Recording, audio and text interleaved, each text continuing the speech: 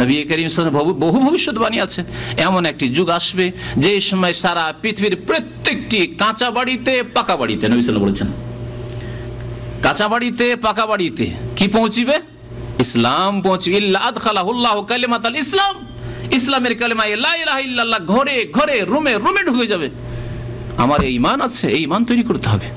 আজকে হয় না, 50 বছর পর হইতে পারে, 100 বছর পর হইতে পারে, 200 বছর পর হইতে পারে, 300 বছর পরে হইতে পারে, কিন্তু এমন একটা যুগ আসবে যে প্রত্যেকটি বাড়িতে কালেমা লা ইলাহা ইল্লাল্লাহ, লা ইলাহা ইল্লাল্লাহ পৌঁছে যাবে।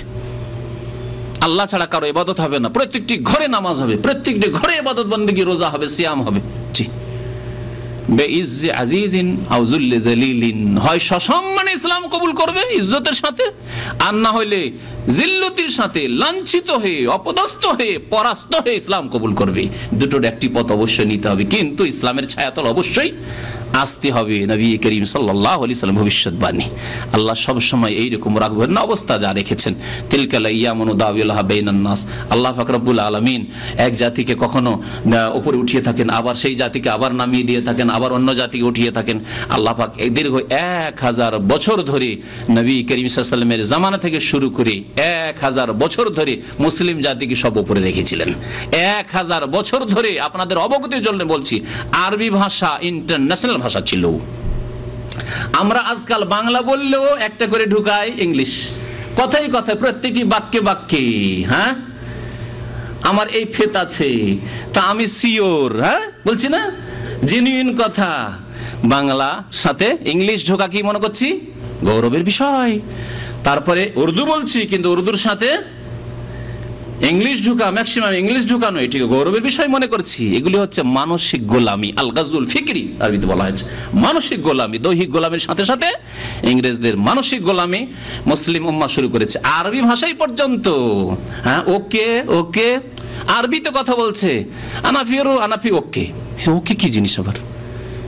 এই যে গোলামি, এই যে গোলামি আমরা আমাদের জাতি আজকের জামানায় করছে। 1000 বছর ধরে কর্ডোবা ইউনিভার্সিটিতে, যখন স্পেনে, যার নাম ছিল আন্দোলুস, ইসলামিক নাম ছিল, সেখানে যখন খ্রিস্টানদের ছেলেরা মুসলিম ইউনিভার্সিটিতে পড়ার জন্য আসতো, মুসলিম ইউনিভার্সিটি তাদের কোনো শিক্ষা প্রতিষ্ঠান ছিল না, তাদের কোনো বিশ্ববিদ্যালয় ছিল না, যখন ওইখানে পড়াশোনার জন্য আসতো, তখন তাদের জীবনী, সেই যুগের ইতিহাস পড়ে দেখুন, তখন তারা তাদের ল্যাটিন ভাষায়, তাদের স্পেনি ভাষায়, তাদের পশ্চিমা ভাষাগুলিতে আরবি ঢুকানোকে ফখরের বিষয়, গৌরবের বিষয় মনে করত।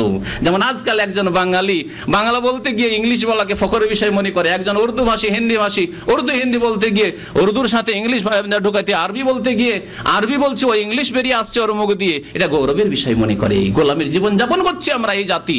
ঠিক 1000 বছর ধরে তারা ওই রকম ছিল। তিলকাল আইয়ামু নুদাউলুহা বাইনান নাস। এমন একটা যুগ আসবে, আপনারা যদি সবাই মুমিন হয়ে যান, সারা মুসলিম বিশ্ব যদি সত্যিকার মুমিন হয়ে যায়, ইসলামের খেদমতে, ইমানের খেদমতে, কোরআন সুন্নাহর খেদমতে লেগে যায়, তা আবার ওই অবস্থা ফিরে আসবে। বলছেন ইমাম ইবনুল কাইয়িম রাহমাতুল্লাহ আলাইহি যে এই যে ধারণার কথা বলা হয়েছে আল্লাহ সম্পর্কে, এর ব্যাখ্যা করা হয়েছে যে আল্লাহ সুবহানাহু তাআলা তার রাসূলের সাহায্য করবেন না, এই ভুল ধারণা। ওয়া আন্না আমরাহু সায়াজমাহিল্লু, আল্লাহ রাসূল সাল্লাল্লাহু আলাইহি ওয়াসাল্লামের যে মিশনটি রয়েছে সেটি মুছে যাবে, এই ধারণা। ওয়াফুসসিরা, এও তাফসীর করা হয়েছে বিআন্না মা সাবাহু লাম ইয়াকুন বিকাদারিল্লাহি ওয়া হিকমাতিহি, যা কিছু মুসলিম উম্মতের উপর এসেছে, বিপদ আপদ এসেছে, তা আল্লাহ পাকের তকদিরের ভিত্তিতে নয়, এবং অহিকমাতি, আল্লাহর এতে কোনো হিকমত নেই। কি যুক্তি আছে যে আমরা ক্ষতিগ্রস্ত হইলাম? কি যুক্তি আছে এত বিলম্ব? 13 বছর ধরে ইসলামের দাওয়াত হইতে থাকলো মক্কায়, কিন্তু গোপনে গোপনে নামাজ পড়তে এতদিন কেন বিলম্ব? এতে আবার কি যুক্তি আছে? এতে আবার কি হিকমত আছে? হুদাইবিয়ার সন্ধিতে সবগুলিতে হার মানতে হলো, এতেই বা কি যুক্তি আছে? হ্যাঁ, প্রত্যেকটিতে হিকমত আছে, যুক্তি আছে। এগুলিকে অস্বীকার করা, তাই তাফসীর করা হয়েছে বেইনকারিল হিকমতে, কেউ যদি হিকমতকে অস্বীকার করে আল্লাহর কাজে, ওয়াইনকারুল কাদরে, তকদিরকে অস্বীকার করে, ওয়াইনকার এই কথাকে অস্বীকার করে, আইয়াতিম আমরা রাসূলিহি, রাসূলুল্লাহ সাল্লাল্লাহু আলাইহি ওয়াসাল্লামের মিশনকে আল্লাহ পূর্ণতা দান করবেন। ইউরিদুনা লিইউতফিউ নূর আল্লাহ বিআফওয়াহিম, তারা চায় যে আল্লাহর নূরকে ফু দিয়ে উড়িয়ে দেবে। ওয়াল্লাহু, এবং আল্লাহ পাক কি চান? মুতিম্মু নূরিহি, তার নূরকে, আলোকে সম্পূর্ণ করবেন, পূর্ণতা দান করবেন। ওয়ালাউ কারিহাল কাফির, যদিও কাফের বরদাস্ত করতে পারে না, এটা কাফের এটা চাই না, সে আপ্রাণ চেষ্টা করবে তারা মুছে দেওয়ার, কিন্তু পারবে না। আল্লাহু মুতিম্মু নূরিহি, আল্লাহ নিশ্চয়তা দান করেছেন। তো এইরকম ধারণা রাখা যে আল্লাহ পাক রব্বুল আলামিন যে রাসূলুল্লাহ সাল্লাল্লাহু আলাইহি ওয়াসাল্লাম মিশনকে পূর্ণতা দান করবে এই কথাকে অস্বীকার করা বা সন্দেহ করা, ওয়া আন ইউযহিরাহুল্লাহু আলা দ্বীনে কুল্লি, সমস্ত মতবাদ, সমস্ত দিন, সমস্ত ধর্মের ওপর আল্লাহ পাক তার রাসূলের নিয়ে আসা দিনকে, দিন ইসলামকে জয়ী করবেন। হ্যাঁ, হুয়াল্লাযী আরসালা রাসূলাহু বিল হুদা ওয়া দীনিল হক লিইয়ুযহিরাহু আলা দ্বীনি কুল্লি।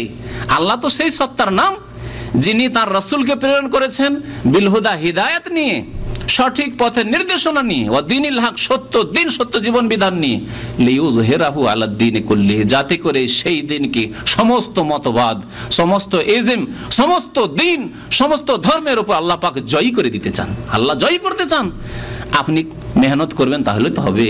আপনি মেহনত করে আগে বেড়ে যাবেন, দাঁড়াবেন, তাহলে তো হবে। ওয়ালাউ কারিহাল মুশরিকুন। তো বলছেন যে ওয়াহাযা হুয়া জান্নুস, এটি হচ্ছে আল্লাহ সম্পর্কে খারাপ ধারণা।